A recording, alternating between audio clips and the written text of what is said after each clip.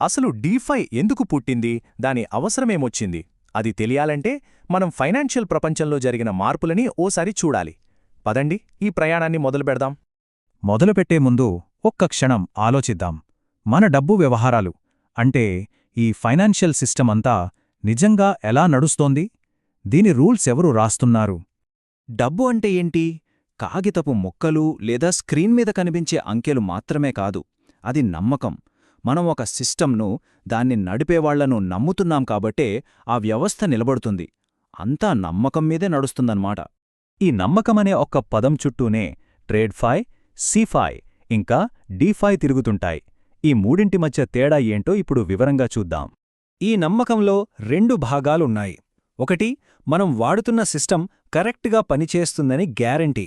రెండోది, దాన్ని నడిపేవాళ్లు న్యాయంగా, నిజాయితీగా ఉంటారనే భరోసా. మన ఫైనాన్షియల్ ప్రపంచం కొన్ని వందలేళ్లుగా ఈ పునాదిపైనే నిలబడింది. సరే, ఇప్పుడు మనందరికీ బాగా తెలిసిన సిస్టంతో మొదలుపెడదాం. అదే ట్రెడిషనల్ ఫినాన్స్ లేదా సింపుల్గా ట్రాడ్ఫై. ట్రెడిఫై అంటే పెద్ద పెద్ద బిల్డింగులు, సూట్లు వేసుకున్న మనుషులు గుర్తుకు రావాలి. అంటే మన బ్యాంకులు, మన ప్రభుత్వాలు, ఫినాన్షియల్ సంస్థలు. మనం డబ్బు సంపాదిస్తాం, వాళ్ళకిస్తాం, వాళ్ళు చూసుకుంటారు. సింపుల్. ట్రాడ్ఫై మనతో చాలా కాలంగా ఉంది, బాగానే ఉంది. కాని కొన్ని సమస్యలున్నాయి. డబ్బు మనదైన రూల్స్ వాళ్లవి. కంట్రోల్ మొత్తం వాళ్ల చేతుల్లోనే ఉంటుంది. ఆదివారం డబ్బులు పంపాలంటే కుదరదు. ఒక దేశం నుంచి ఇంకో దేశానికి డబ్బు పంపాలంటే ఇప్పటికీ చాలా స్లో, చాలా ఖర్చుతో కూడుకున్న పని. ఇంటర్నెట్, ఆ తర్వాత క్రిప్టో వచ్చాక ఈ పాత, కొత్త ప్రపంచాల మధ్య ఒక బ్రిడ్జ్ లాంటిది ఏర్పడింది. అదే సెంట్రలైజ్డ్ ఫినాన్స్ లేదా సీఫై. సీఫైని మనం క్రిప్టో ప్రపంచంలో ఉన్న బ్యాంకులు అనుకోవచ్చు. అంటే మనకు తెలిసిన పెద్ద పెద్ద క్రిప్టో ఎక్స్చేంజ్లు అన్నమాట. ఇవి వాడటానికి చాలా సులువుగా ఉండే యాప్స్ అందిస్తాయి. సీఫై రాకతో ట్రాన్సాక్షన్లు చాలా ఫాస్ట్ అయ్యాయి, చాలా ఈజీ అయ్యాయి. 24/7 ఎప్పుడంటే అప్పుడు ట్రేడింగ్ చేసుకోవచ్చు. కానీ ఇక్కడ మనం గుర్తుంచుకోవాల్సిన ఒక ముఖ్యమైన విషయముంది. మన క్రిప్టో ఆస్తులు మన కంట్రోల్లో ఉండవు, ఆ ప్లాట్ఫామ్ కంట్రోల్లో ఉంటాయి.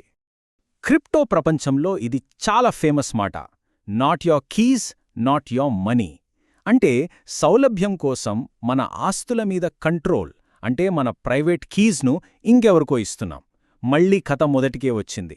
కంట్రోల్ మన చేతుల్లో లేదు. ఈ కంట్రోల్, ఈ నమ్మకం సమస్యలకు ఒక పవర్ఫుల్ సమాధానంలా వచ్చింది.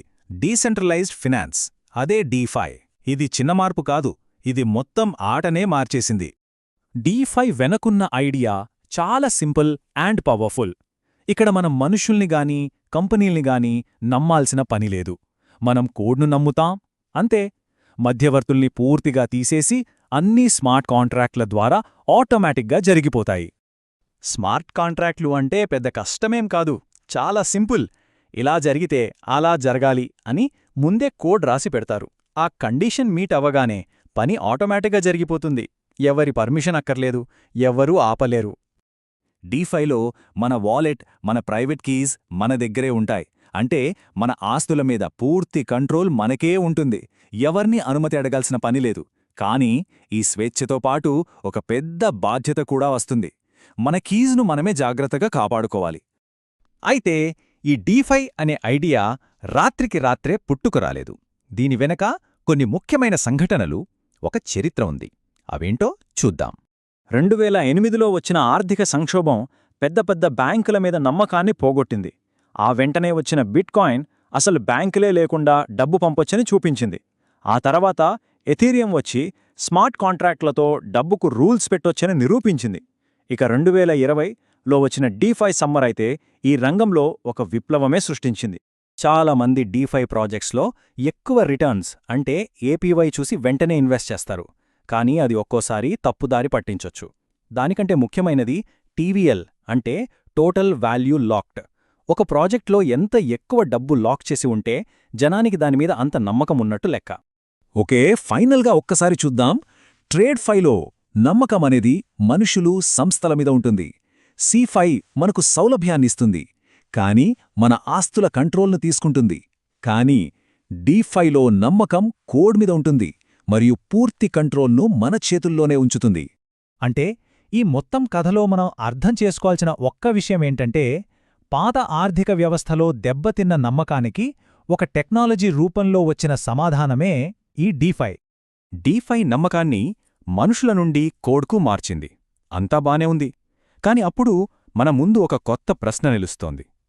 ఆ కోడ్ను రాసే డెవలపర్లను మనం ఎలా నమ్మాలి? దీని గురించి